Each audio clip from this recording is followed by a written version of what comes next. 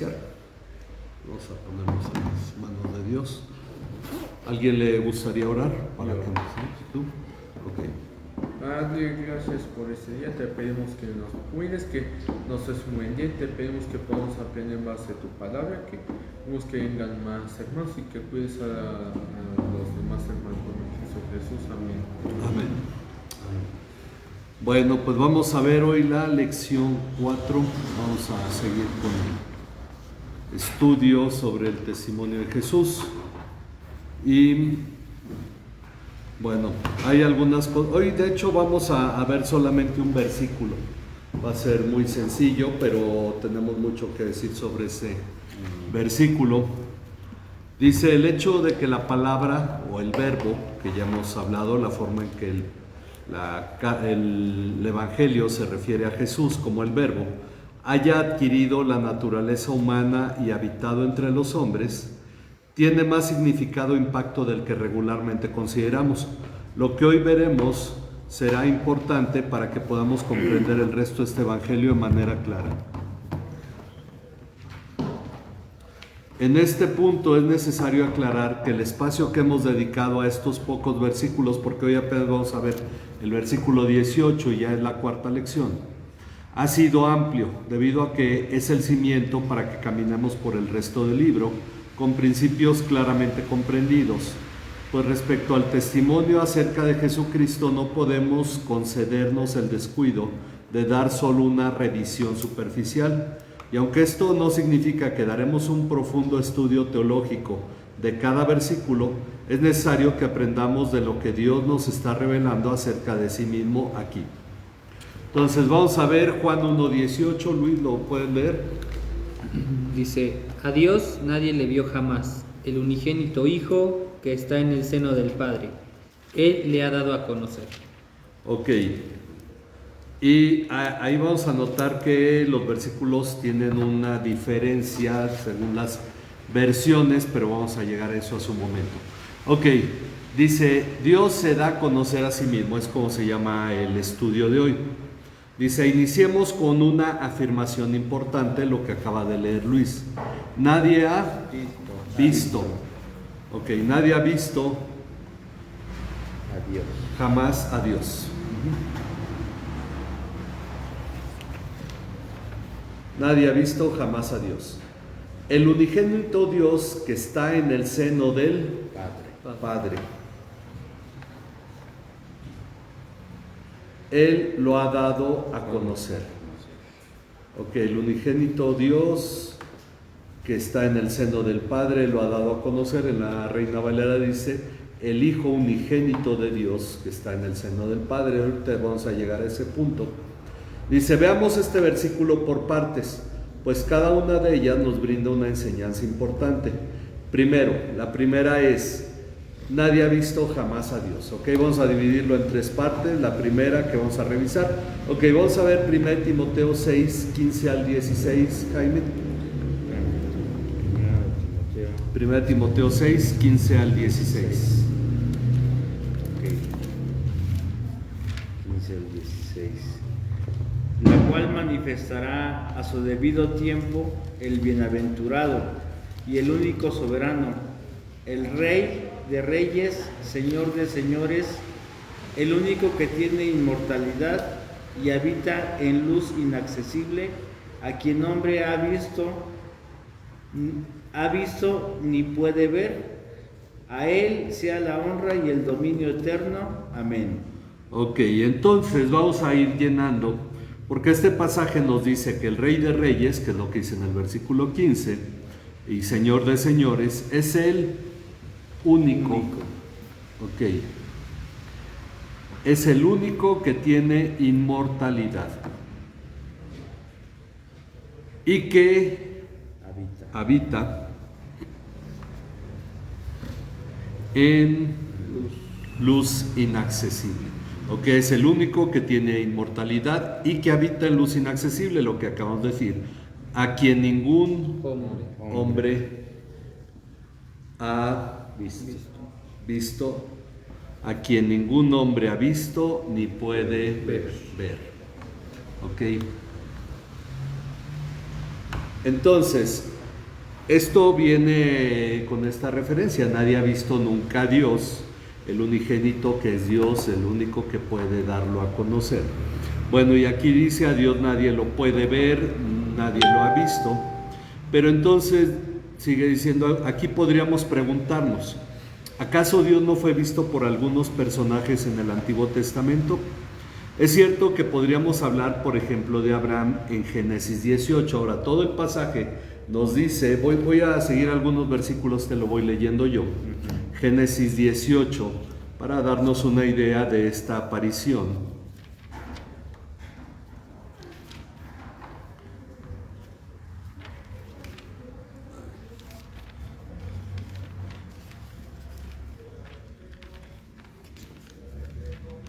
Génesis 18. Ok, voy a leer algunos versículos. El 1 dice, y el Señor se le apareció a Abraham en el encinar de Mamre, mientras él estaba sentado a la puerta de la tienda en el calor del día. Cuando Abraham alzó los ojos y miró, había 3 hombres parados frente a él. Ok, entonces aquí Abraham, Dios se le va a aparecer a Abraham, y lo que se ve son 3 hombres.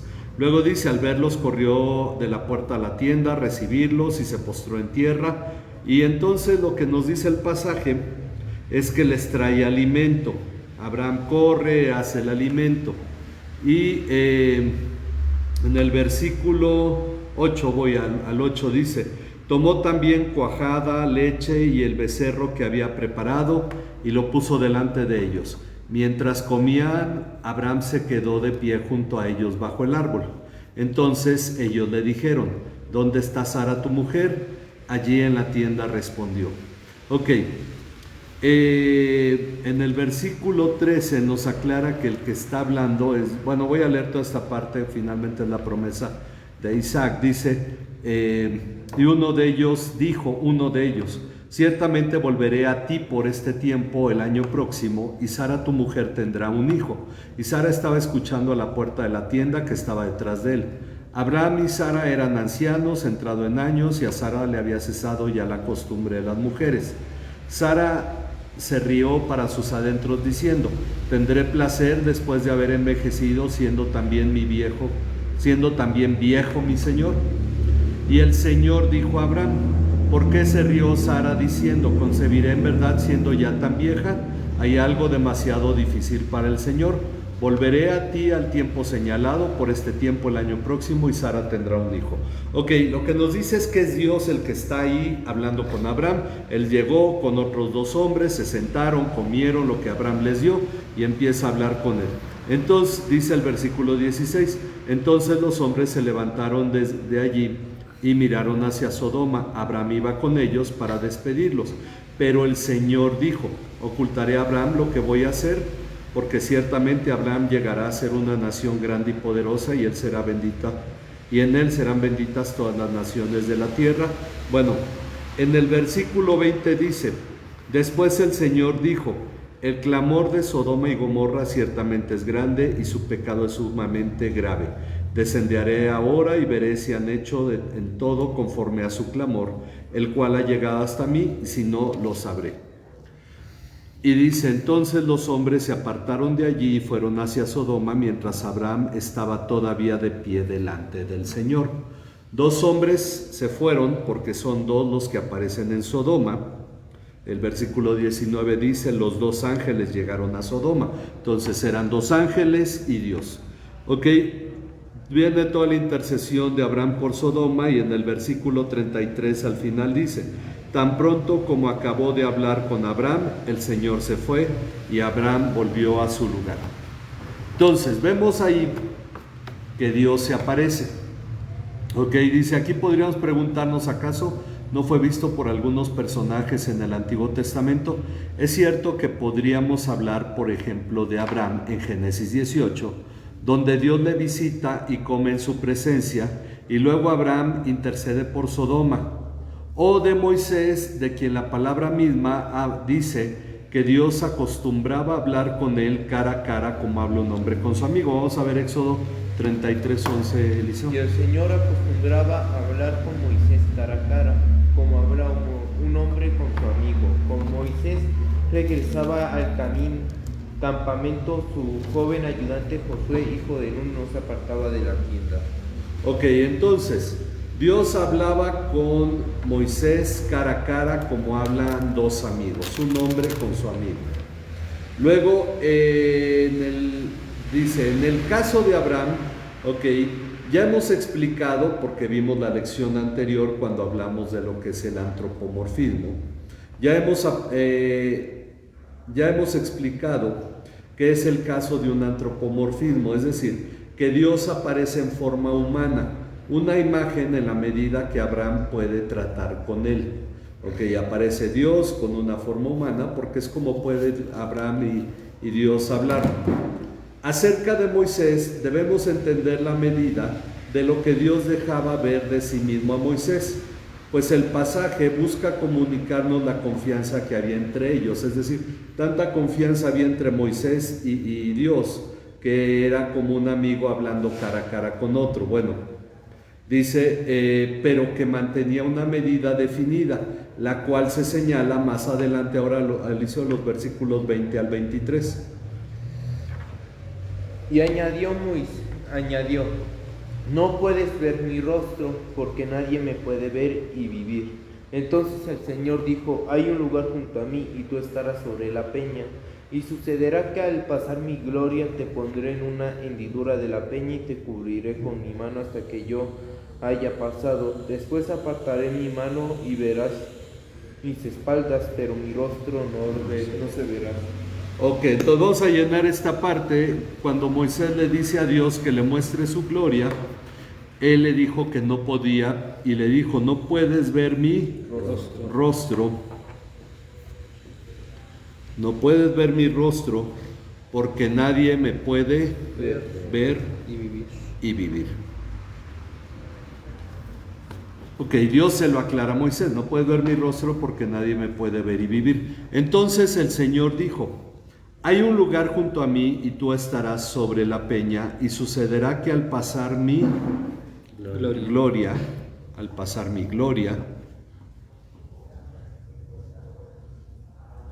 ok, la presencia misma de Dios, te pondré en una hendidura de la peña y te cubriré con mi mano hasta que yo haya pasado. Después apartaré mi mano y verás mis espaldas.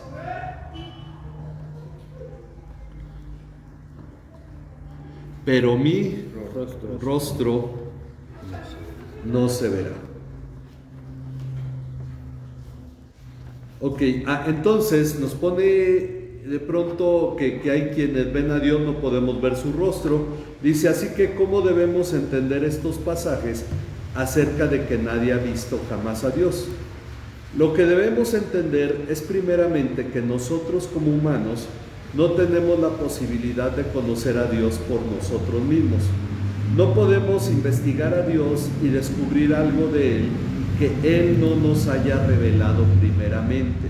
Uno no puede decir, bueno, yo voy a investigar cómo es Dios y saber qué es Dios porque creo que Dios no nos dice todo y ponerme a investigar. No podemos hacer eso. ¿De dónde obtendríamos información sobre Él? Ok, dice, y ese es el punto de todo esto.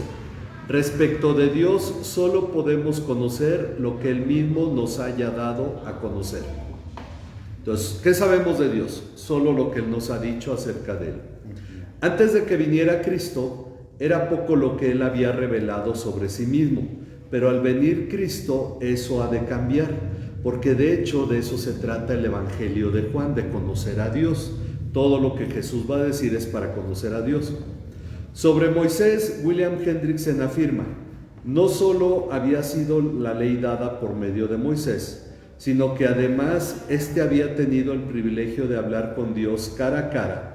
Sin embargo, ni siquiera Moisés llegó a ver a Dios, es decir, no llegó a conocer a Dios en toda su plenitud. ¿Qué vio Moisés de Dios? Un rostro humano, pero ¿es en realidad así el rostro de Dios? No, él no lo puede ver, porque le dijo, el que vea mi rostro muere. Entonces veía un rostro cara a cara, pero no estaba viendo la gloria de Dios en realidad. El Salmo 19.1, vamos al Salmo con Natán, Salmo 19.1.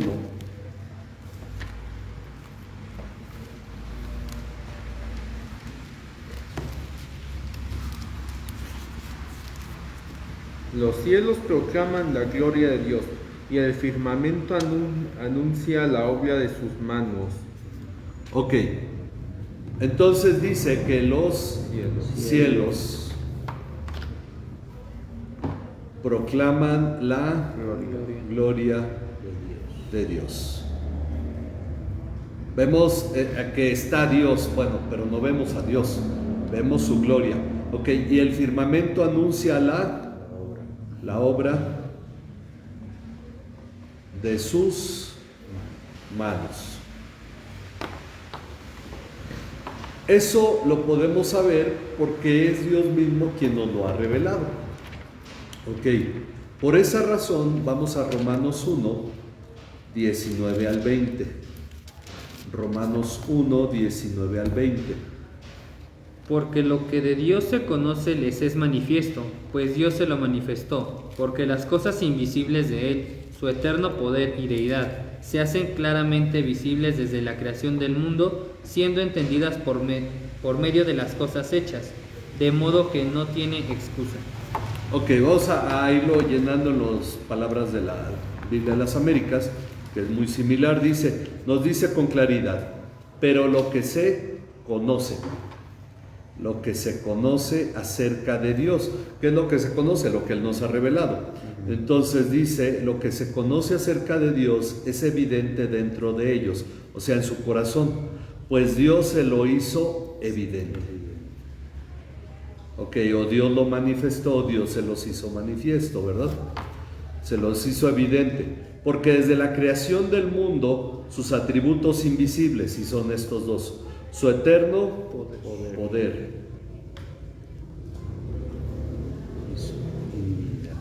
Aquí pueden usar cualquiera de las dos palabras de las versiones. La segunda es divinidad o deidad, que no es otra cosa más que su naturaleza divina. Ok, entonces su eterno poder y divinidad se han visto con toda claridad siendo entendidos por medio de lo creado. Por medio de lo creado. De manera que ellos no tienen excusa. Ok, entonces, lo que conocemos de Dios es lo que Dios nos ha revelado. Si algo hay en nuestro corazón que entendemos de Dios, es Dios quien nos lo ha dado. Esa es la parte que hay que entender para comprender la importancia de la encarnación de Cristo, de que haya venido Cristo. Dice, esto mismo nos dice acerca de su sabiduría. Vamos a ver 1 Corintios 2, del 6 al 10. Sin embargo, hablamos sabiduría entre los que han alcanzado madurez, pero una sabiduría no de este siglo, ni de los gobernantes de este siglo, que van desapareciendo, sino que hablamos sabiduría de Dios en misterio, la sabiduría oculta que desde antes de los siglos Dios predestinó para nuestra gloria. Esta sabiduría que ninguno de los gobernantes de este siglo ha entendido, porque si lo hubieran entendido, no habrían crucificado al Señor de gloria, sino como está escrito, cosas de ojo no vio, ni oído oyó, ni han entrado al corazón del hombre, son las cosas que Dios ha preparado para los que lo aman. Pero Dios nos la reveló por medio del Espíritu, porque el Espíritu todo lo escudriña, aún las profundidades de Dios. Entonces, la sabiduría de Dios, Dios nos la reveló por medio de su Espíritu. Es la sabiduría no humana, sino una sabiduría distinta que Dios nos ha concedido. Entonces, vemos que ¿por qué podemos tener esta sabiduría? Porque Dios la ha revelado a través de su Espíritu. Entonces dice, esto mismo nos dice acerca de su sabiduría, la cual Dios mantuvo oculta desde la antigüedad y ahora nos es revelada por su Espíritu Santo. Ok, entonces a Dios nadie lo ha visto jamás, pero Dios es el que se revela. Luego vamos a la segunda parte de la frase que leímos al inicio. el unigénito Dios que está en el seno del Padre. En la Reina Valera dice el unigénito Hijo de Dios que está en el seno del Padre. En la Nueva Versión Internacional le agrega el unigénito Hijo que es Dios. Entonces como que va tratando de completar algo. Bueno, dice, en esta interesante frase hay diferencia entre los manuscritos más antiguos. Varían entre unigénito de Dios o unigénito Dios.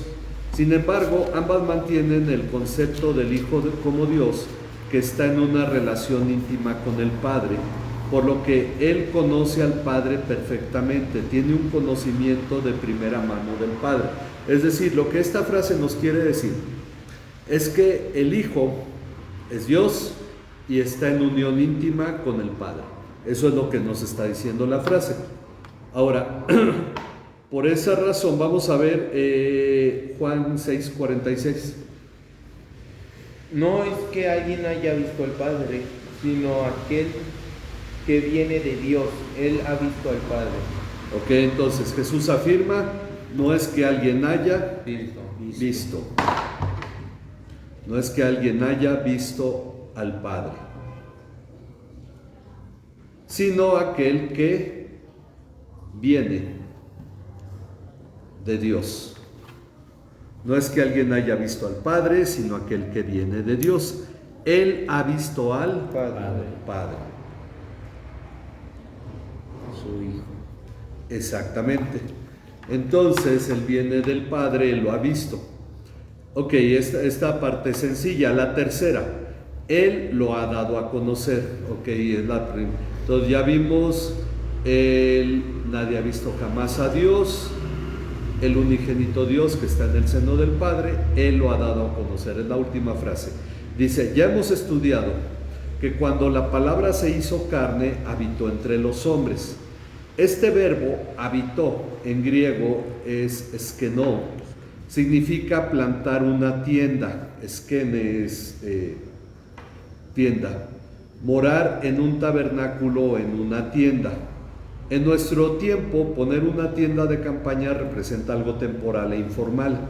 Sin embargo, en la antigüedad, cuando la gente habitaba en tiendas, como Israel en el desierto, establecía su tienda, significaba morar con los demás de manera permanente. Entonces, cuando dice el verbo, estableció su tienda entre nosotros, es que vino a vivir de manera permanente. Ahora, por mandato de Dios, Moisés levantó una tienda o tabernáculo donde Dios habitaría en medio del pueblo. Vamos a ver Éxodo 25:8 y luego Éxodo 29:44 al 45. Éxodo 25:8.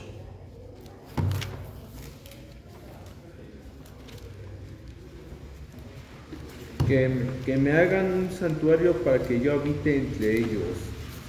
Ok, Dios le pide a Moisés que le hagan un santuario para que él habite en medio de ellos. Le manda a Moisés más bien. Y luego en el 29:44 al 45. Y santificaré el tabernáculo de reunión y el altar. Santificaré asimismo a Aarón y a sus hijos para que sean mis sacerdotes. Y habitaré entre los hijos de Israel y seré su Dios. Ok, entonces él anuncia que va a vivir entre los israelitas, ¿en dónde? En el tabernáculo. Ok, nuevamente habla de una tienda. Luego dice, igualmente, al final de los tiempos, en Apocalipsis, la presencia eterna de Dios entre su pueblo está representada por su tabernáculo. Miren, vamos a leer Apocalipsis 7, 14 al 17. Y le respondí, Señor mío, usted lo sabe.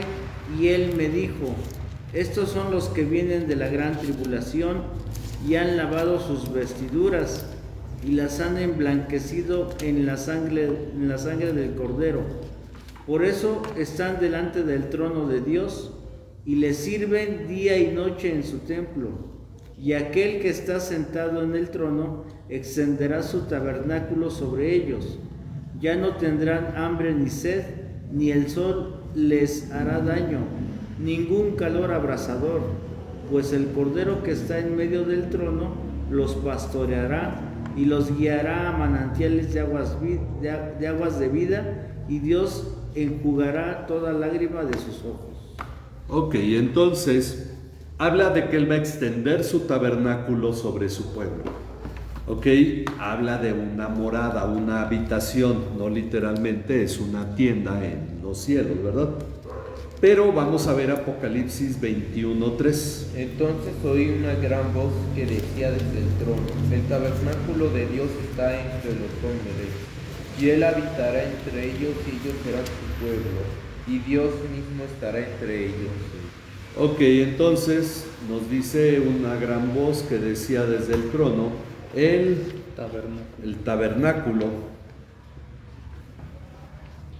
tabernáculo de Dios está entre los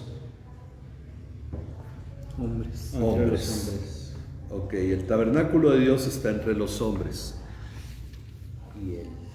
Y Él habitará.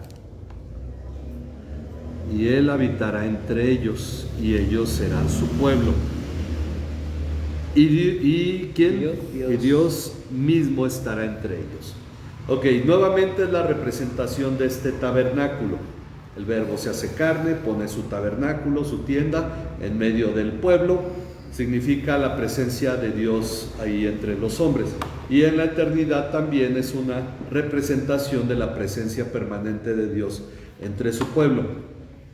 Ok, dice, por lo tanto, al morar entre los hombres, Cristo llevó a cabo su ministerio de profeta, que unido a su ministerio de sacerdote y su ministerio de rey, definen el propósito de su encarnación. Esto lo vemos en Leche Espiritual, cuando hablamos del ministerio de Jesús como profeta, sacerdote y rey.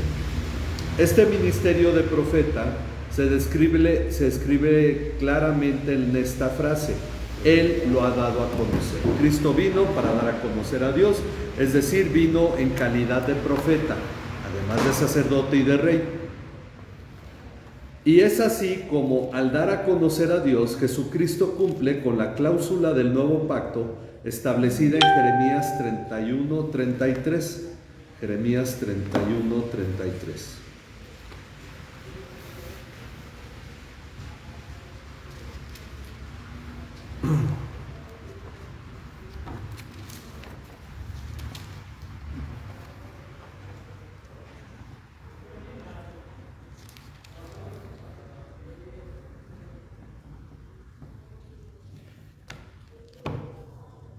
Porque este es el pacto que haré con la casa de Israel después de aquellos días, declara el Señor.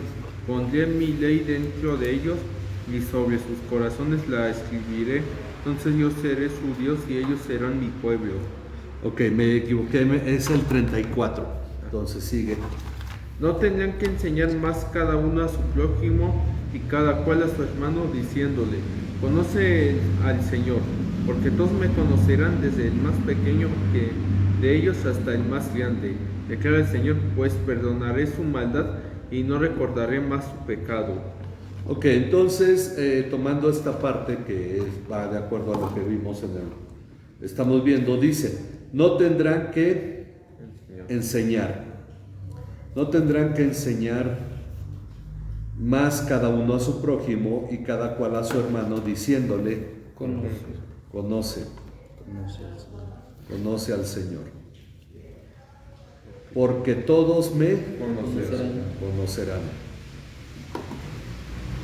Desde el más pequeño de ellos hasta el más grande. Ok, entonces Jesús viene para dar a conocer a Dios. Todos podemos conocer a Dios. Ya no hay alguien que tenga una revelación especial y que esté limitado para que Él sea el que le dé a los demás a conocer a Dios. Todos podemos conocer a Dios. Ok, como hemos visto, el Hijo, que es Dios eterno y que vive en unión íntima con el Padre, ha venido a dar a conocer a Dios. Él es la fuente de información de primera mano, el Hijo. Y este Evangelio trata precisamente de esto. Jesús da testimonio acerca de Dios, diciéndonos cómo es, cómo piensa y sus planes para la eternidad. La revelación está puesta delante de nosotros. Dios mismo nos la ha dado en su palabra hecha hombre, o sea, en Jesucristo, y nos la ha dejado escrita. La responsabilidad de meditarla y nutrirnos de ella es nuestra. Por lo tanto, vivamos de manera responsable como cristianos, conociendo a Dios a través de su palabra, que de gente ignorante que se dicen cristianos, el mundo ha tenido ya suficiente y requiere un verdadero testimonio. Ok, entonces, ahí está ya la revelación. Jesús vino para darlo a conocer. Ya no hay el poder decir, bueno, es que ¿cómo puedo saber cómo es Dios?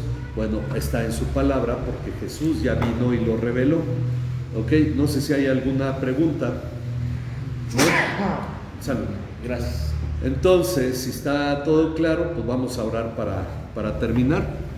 Vamos a ponernos en las manos de Dios y agradecerle por esta lección. Padre que moras en los cielos, gracias Señor porque has sido bueno con nosotros. Gracias Señor porque tú eres quien nos sustenta, nos guía y dirige en todo tiempo. Y confiamos Padre que lo que estamos estudiando en verdad va nutriendo nuestra alma, nuestro corazón Señor, nuestra mente, para que podamos llegar a conocerte cada día de una manera más clara. Sabemos Padre que tú eres conocido a través de Jesucristo y que Él ha venido a darte a conocer. Por eso necesitamos meditar en su palabra, en lo que Él ha dicho, Señor, y procuraremos, Padre, como iglesia, seguir creciendo en esto. Por eso ponemos en tus manos a todos los hermanos que no han podido estar, para que, Señor, tú sigas haciendo tu obra en el corazón y en la vida de cada uno, Padre, y podamos seguir creciendo en este conocimiento de tu palabra. Te damos gracias, Padre, te alabamos y te bendecimos en el nombre de tu Hijo Jesucristo, nuestro Señor y Salvador.